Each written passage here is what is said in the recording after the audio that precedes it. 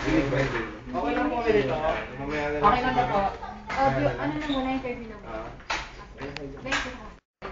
Okay, okay yan. 5:42, rolling tayo ha. Okay. Diyan.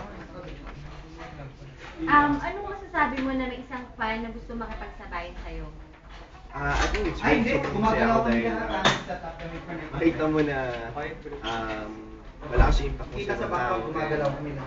Maganda yung passion nila sa pagsayaw. Kasi ako, dati nag-start ako, hindi lang ako may sumayaw eh.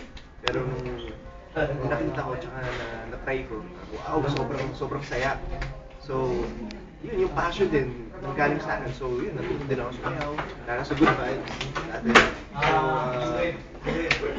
ayun, I just fell in love with dancing and paresin sa akin. So, parang ang lahat na may gusto o may passion para sa pagsayaw.